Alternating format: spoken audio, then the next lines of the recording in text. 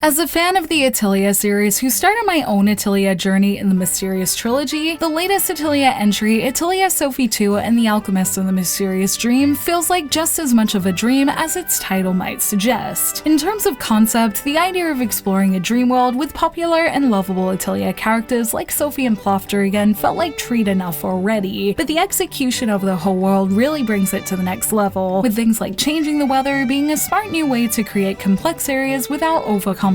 things, while also managing to make a more complex alchemy system that feels like a great one to learn as you go. It didn't just improve on the Atelier gameplay loop though, rather it manages to make a tribute to the gameplay mechanics of the Mysterious Trilogy, with things like panel synthesis and recipe unlocking making a return. But it also brings Sophie 2 into modern Atelier with more beautiful visuals, slicker UIs, and a wonderful party that shows how the Atelier series has managed to improve at fleshing out a group of characters that probably make up my new favorite Atelier party, even with it mostly being full of new ones. As a world that explores dreams and just how fun the mechanics from the Mysterious Trilogy can be, Atelier Sophie 2 fits right into modern Atelier as another well-polished entry that made for a dream world that I thoroughly enjoyed exploring in this all-new mysterious journey.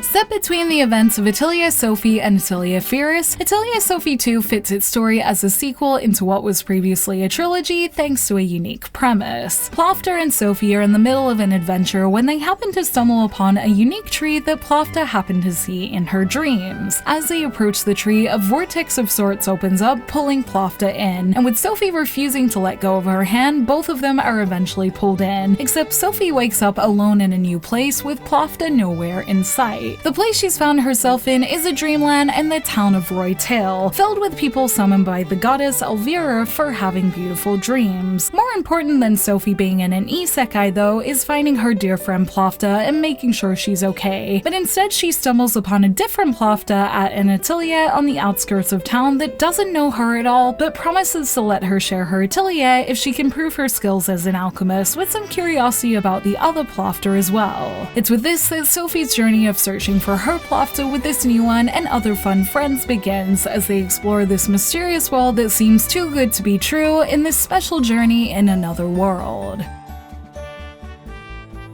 Being set in a new mysterious land, and also the mysterious part of the Atelier series, the gameplay of this entry had the choice to either follow the previous main entry Ryza 2's or Sophie's original gameplay. In a move I really like, they've taken on the base gameplay from Atelier Sophie but cleaned it up to make it much more modern, featuring slick UIs, battles with better pace, and a new take on the panel synthesis system that has never felt better. For example, the battle system takes the idea of assists from the original Atelier Sophie but gives them a Ryza 2 twist to give it that feeling of constantly switching characters in and out and getting benefits from teamwork. It's also constantly rewarding you for doing this as you play, with abilities you obtain throughout the journey often boosting the buffs and healing effects you get whenever switching in and out, and it also conveniently fits this in with the skill and stat customization from the original Atelier Sophie as well, except your level can finally go beyond level 20 this time. Together, the turn-based system feels complete with modern flashy special attacks to make it feel like the perfect balance of Gust's old and new battle systems that keep it feeling fast-paced even though it's turn-based, and complete with a nice UI to boot, it should feel good for fans of new Atelier to play while also being easy to pick up for those who played the Mysterious Trilogy. Gathering also takes a similar route by combining Atelier Sophie's more simple gathering mechanics with the tool ones from the Ryza Trilogy, but in a more simple way, more like Atelier Lure, where you can just equip them with no cycling through tools that lets gathering be a smooth and quick experience. This could lead to things feeling too smooth though, so something that's been added in to make up for this are the special gathering spots that are mostly gimmicky but do add a nice bit of customization to choosing materials, which is something I really haven't seen in Atelier before, and is probably a good way to make the best items in the game if you really decide to get into mastering them too, although you can also certainly make good items by only playing with them a little like I did. I think I preferred the overall streamlined feeling of gathering, as since its synthesis is a bit more fiddly, this provided the more relaxed running around, picking things up in the forest, while seamlessly jumping into battles here and there. And since it keeps the material previews while also letting you use a guide to find the items for the main story, it makes for a smooth journey that gives that relaxing Atelier vibe so well, with variation being around if you really want it. And keeping the relaxing vibe is also how dungeons are made more complex in a way that works smarter, not harder, by using weather to change environments. This all makes me think that they learned well from the Lost Atelier, as instead of having to run around to look for specific pieces of lore to unlock parts of the map, this approach of mysteriously changing the weather with special items created a good point of visual interest while also changing the materials on the field and the map based on the weather that kept the world feeling like it had more to show, but in a way that was much more straightforward. Things like barrels to jump on water if you change the weather to rain, or lakes drying up if you put it back to sunny, are all smart ways to open and close different parts of the map as you gain different weather crystals throughout the main story. And I was especially excited by things like treasure chests or different sides of the map being locked until you get certain crystals later. That gives you plenty of reason to keep exploring beyond just finding new materials that made for a world I loved exploring from corner to corner. And finally, the all-important synthesis system brings in the item creation that the series is known for in a way that I found extremely satisfying, especially the more I played. The puzzly panel synthesis is back from Atelier Sophie, but brings in the linking mechanic from Atelier Furious that probably links the two games nicely together. And for some reason, I found this version of the panel one so easy to get lost in, maybe from the bright colors, maybe from the new catalysts you can use, and definitely from the teamwork that synthesis can have in this entry. For the first time in what I've seen in Atelier, party members have all been assigned an element that means when you get enough links of that one, they provide some kind of benefit to synthesis, whether it be raising quality, giving you more linking pieces that you need to unlock the higher abilities of each items, or even letting you put in extra items when you get enough links that make it satisfying to seek these out, and especially satisfying when you get it right and get all your effect bars filled out and all of your squares filled. There's also the fun of there only being so much space on the board, especially if you use catalysts that give you more space to work with if you resynthesize them, but also blanks out some spots that keep it a challenge. And I had synthesises in Sophie 2 that I'm sure took half an hour as I decided if I wanted to prioritize one ability or another and how I could get the right links connected to do so without feeling any frustration in the late game. And amazingly, not only did it make me feel like Sophie had improved as an alchemist with all the complex things she could create, it also somehow made me feel like I learned and developed a skill by the end of it, as I really did get better at working the board and making great items by the end, away from just making items of a higher level. It's hands down my favorite version of Atelier's alchemy so far, and I don't know how this feeling could be put into future Atelier games, especially with a different system to this one. But I do know it was a lot of fun in Sophie 2, and I'm thankful that all the improvements and combination of old and new things in this game made for satisfying gameplay on top of a great story.